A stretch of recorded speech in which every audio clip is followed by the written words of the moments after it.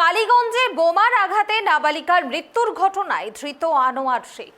ধৃত ধরা পড়ার পরই আনোয়ার শেখের হুমকি দেওয়ার ভিডিও ভাইরাল। সেই ভিডিওতে গ্রামবাসীদের উদ্দেশ্যে এমনই হুমকি দিতে শোনা যাচ্ছে তাকে। ভিডিওটি কয়েক মাস আগের বলে জানা গিয়েছে, যদিও ভিডিওর সত্যতা যাচাই করেনি ট্রাইব টিভি বাংলা। আপনাদের জানিয়ে রাখবো, কালীগঞ্জ বিধানসভা উপনির্বাচনের যেদিন ফলাফল ঘোষণা ছিল সেই দিন বোমাবাজিতে এক নাবালিকার মৃত্যু হয়। তামান্না খাতুন নামে ওই নাবালিকার মৃত্যু হয় বোমাবাজিতে। আর তারপরই কিন্তু একের পর এক এই ঘটনায় ধৃতদেরকে গ্রেপ্তার করা হয় এবং মুখ্যমন্ত্রী মমতা বন্দ্যোপাধ্যায়ও কিন্তু এই ঘটনায় একবারে শোক প্রকাশ করেছেন। আর তারপরই পুলিশ প্রশাসন নড়ে চড়ে বসে, আর তারপরই একের পর এক ধৃতদের এই ঘটনায় গ্রেপ্তার করা হয়। এরকার পুলিশ নয়, কৃষ্ণনগর থেকে জেরু ফোন করবে থেকে এখন 70 বছর বাড়ি আসতে পারবে। আমি বাইরে মারা করে দেবো 20টা পুলিশ দেখতে মারা করে দেবো 10টা 5 গাড়ি পুলিশ দেখেছি। আমি যাবো পুলিশকে বলে 20 দিন মারা করে দিচ্ছি। এরকার পুলিশ নয়, কৃষ্ণনগর থেকে জেরু ফোন করবে থেকে এখন 70 বছর বাড়ি আসতে পারবে। আমি বাইরে মারা করে দেবো। বোমার আঘাতে নাবালিকার মৃত্যুর ঘটনায় ধৃত আনোয়ার শেখ। ধৃত ধরা পড়ার পরই সেই ধৃত আনোয়ার শেখের হুমকি দেওয়ার ভিডিও ভাইরাল হয়ে গিয়েছে। ওই ভিডিওতে গ্রামবাসীদের উদ্দেশ্যে হুমকি দিতে শোনা যাচ্ছে তাকে। আমরা বিস্তারিত কথা বলবো এই বিষয়ে। এই মুহূর্তে আমার সঙ্গে লাইভে যুক্ত রয়েছেন আমাদের প্রতিনিধি রূপম। রূপম, এই যে আনোয়ার শেখের বিরুদ্ধে একের পর এক চাঞ্চল্যকর তথ্য উঠে আসছে, কি কি জানা যাচ্ছে? আর দেখো আমি তোমাকে জানিয়ে রাখি, আনোয়ার শেখ কিন্তু এই কালীগঞ্জের যে এলাকা মলিন্দা গ্রাম, সেই গ্রামের কিন্তু প্রাক্তন বুথ সভাপতি ছিলেন তৃণমূলের। এবং এতক্ষণ পর্যন্ত পুলিশ তদন্তে নেমে যাদেরকে গ্রেপ্তার করেছে, তোমাকে বলে রাখি, তারা কিন্তু সকলেই এই আনোয়ার শেখের পরিবারের লোক, অর্থাৎ নিজেদেরই আত্মীয়র মধ্যে।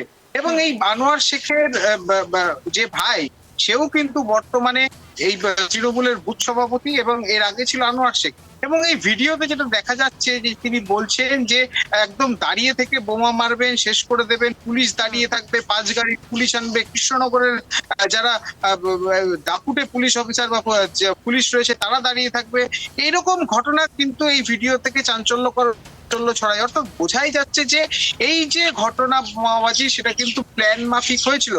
তবে এলাকাবাসী সূত্রে যেটা জানা যাচ্ছে, এই যে ভাইরাল ভিডিও, সেই ভিডিও কিন্তু মাসখানেক আগেকার। তাহলে মাসখানেক আগেকার যদি হয়ে থাকে, তার মানে ভোটের আবহ।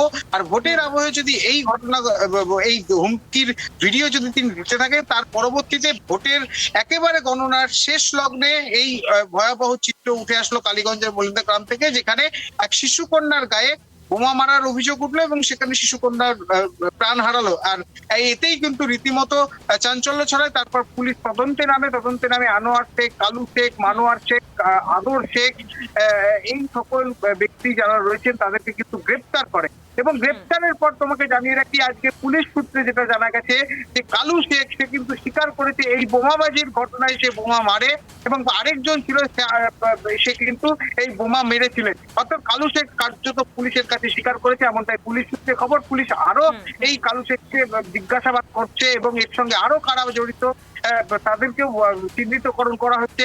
তোমাকে জানিয়ে রাখি, এই ভিডিওটি 1 মাস আগের। সেক্ষেত্রে 1 মাস আগে যদি ভিডিওটি ভাইরাল হয়ে থাকে, সেক্ষেত্রে পুলিশ প্রশাসন কি করছিল এতদিন ধরে? কেন তারা পদক্ষেপ গ্রহণ করেনি?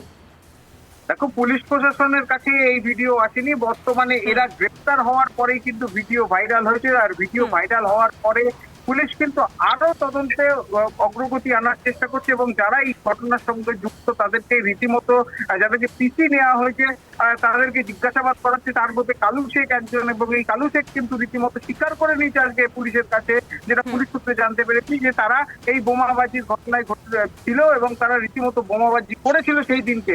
তোমাকে জানিয়ে রাখি, মোট 24 জনের বিরুদ্ধে কিন্তু লিখিত অভিযোগ দায়ের করেছিলেন মৃত শিশুকন্যার মা, এবং সেখানে কিন্তু এই আনোয়ার শেখ, কালু শেখ, মানোয়ার শেখ সকলেরই নাম ছিল। আর সেখানে কালু শেখের নাম যেহেতু রয়েছে, সেখানে কালু শেখ স্বীকার করেছে যে হ্যাঁ সে বোমাবাজির সঙ্গে যুক্ত। অপরদিকে গোয়াল শেখ বলে একজনের নাম উঠে আসছে, যিনি কিন্তু এই আনোয়ার শেখেরই আত্মীয় বা পরিবারের লোক, সেও কিন্তু এই ঘটনার সঙ্গে যুক্ত বলে মনে করা হচ্ছে এবং তারও কিন্তু খোঁজ চালাচ্ছে পুলিশ। তবে এই যে ঘটনা একের পর এক যে তথ্য উন্মোচন হচ্ছে, তার থেকে বোঝা যাচ্ছে যে পুরো পরিকল্পনা মাফিক এই ঘটনা ঘটানো হয়েছে। সুনামি। রূপম, গতকাল দেবরার বিধায়ক হুমায়ুন কবির গিয়েছিলেন নিহত নাবালিকার বাড়িতে, আর তারপরে তুমি জানো নিশ্চয়ই বিতর্কের সৃষ্টি হয়েছে। কি কারণে এই বিতর্কের সৃষ্টি হয়েছিল এবং কি কারণে তিনি গিয়েছিলেন, এ বিষয়ে কি জানা যাচ্ছে?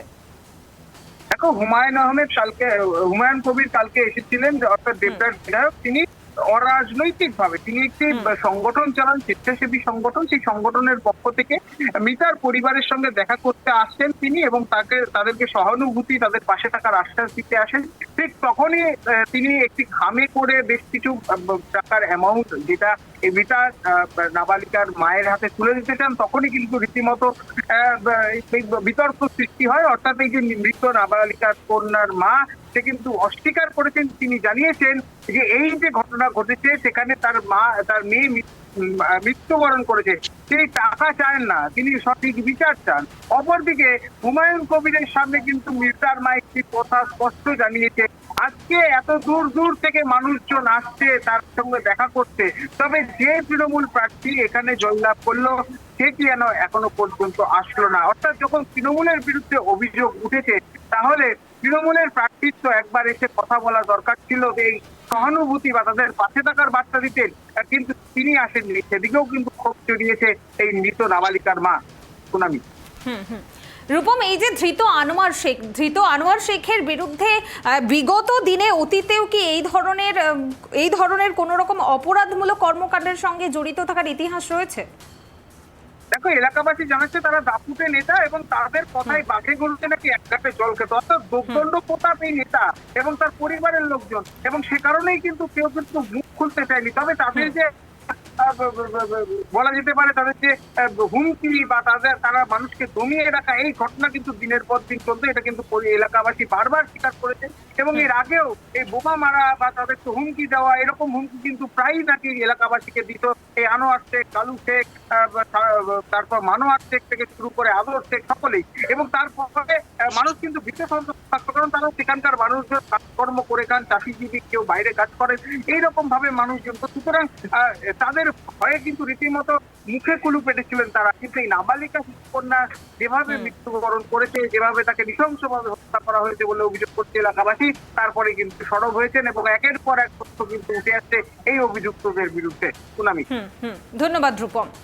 যে খবরের দিকে আমাদের নজর রয়েছে এবং আমাদের প্রতিনিধি আমাদের সামনে যা তুলে ধরলেন, একেবারে স্পষ্ট যে এই যে ধৃতরা রয়েছেন, অর্থাৎ এই আনোয়ার শেখ, কালু শেখ, এদের বিরুদ্ধে কিন্তু আগে থেকেই বহু অভিযোগ রয়েছে গ্রামবাসীদের। অর্থাৎ গ্রামবাসীদের হুমকি দেওয়া, ভয় দেখানো এবং এই ধরনের আরও বহু অভিযোগ উঠে আসছে। এতদিন এই নেতাদের ভয়ে কিন্তু মুখে কুলুপ এঁটেছিলেন সবাই, কিন্তু এই যে নাবালিকার মৃত্যুর ঘটনার পর কিন্তু একে একে এই ধরনের চাঞ্চল্যকর তথ্য কিন্তু উঠে আসছে।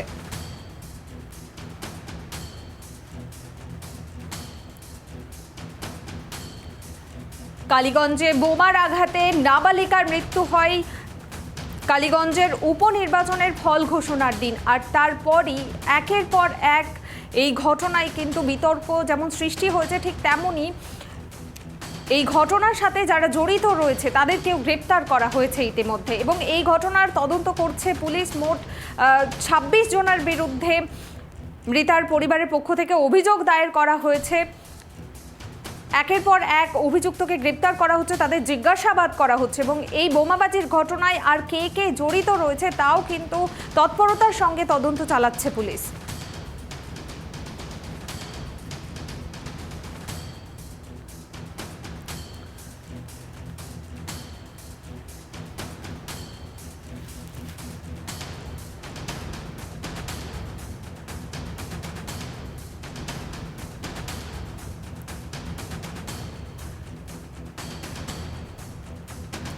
এ বিষয়ে আমরা কথা বলবো বিজেপি নেতা রাহুল সিনহার সঙ্গে। রাহুল বাবু নমস্কার, ট্রাইব টিভি বাংলায় আপনাকে স্বাগত। যেটা জানতে চাইবো, কালীগঞ্জে বোমার আঘাতে যে নাবালিকার মৃত্যু হয়েছিল সেই ঘটনার ধৃত আনোয়ার শেখ, তাকে হুমকি দিতে দেখা যাচ্ছে গ্রামবাসীদেরকে 1 মাস আগের, আর সেই ভিডিও এখন ভাইরাল হয়েছে এবং একের পর এক কিন্তু তথ্য উঠে আসছে যাদেরকে গ্রেপ্তার করা হয়েছে তাদের বিরুদ্ধে, কি বলবেন?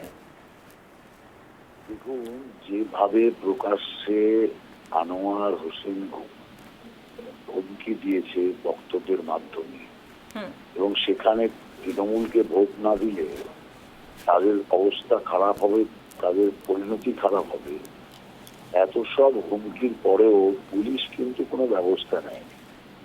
যদি প্রথমেই পুলিশ এই হুমকি, যেটা ভিডিওটা ভাইরাল হয়েছে, ভিডিওটা এমন নয় যে একজন কারো কাছে আছে, ওখানে দারুণভাবে এই ভিডিও ভাইরাল হওয়ার পরও পুলিশ এ নিয়ে পুরো নীরব, কোনো ব্যবস্থা নেয়নি। কেন? তৃণমূলের নেতা বলে।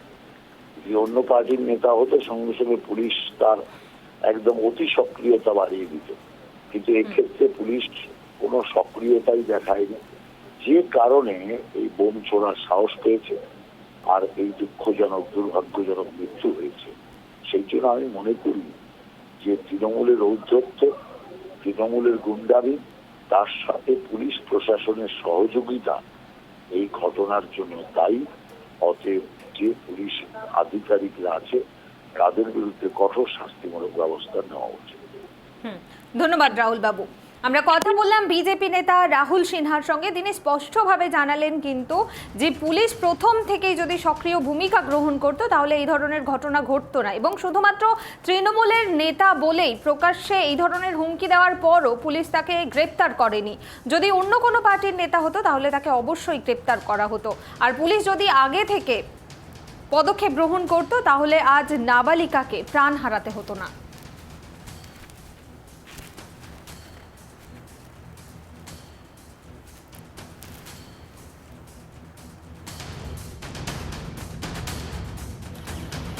একটা 70 মাস পেরিয়েছে, এখন 70 বছর বাড়ি আসতে পারবে না, আমি বলতে